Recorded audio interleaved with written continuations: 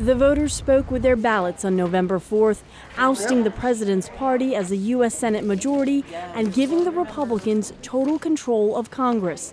The next day after the midterm elections, President Obama stood before the White House press corps, fielding questions about being a lame duck and whether he would change anything in his last 2 years in office.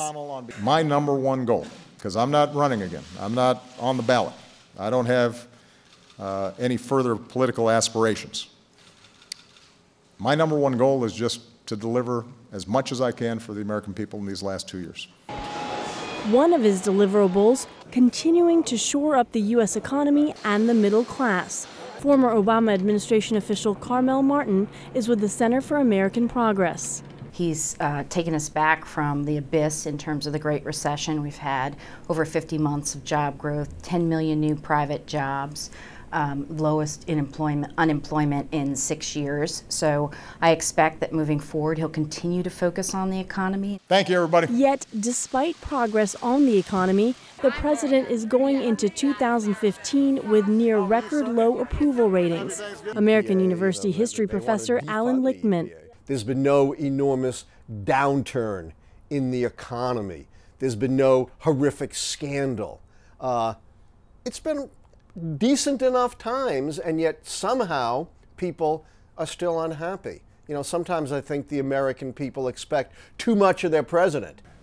Yet when it comes to a president's legacy, Lichtman says ratings do not mean much. He says amid an even more polarized political environment, President Obama will likely spend 2015 and 2016 using executive action to bypass Congress and trying to leave his mark on foreign policy.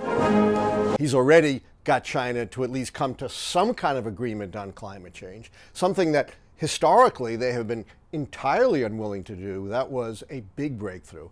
It would be a huge triumph if he could get a credible nuclear deal with Iran. That would be almost comparable to the Camp David deal that Jimmy Carter worked out between Israel and Egypt. God bless you.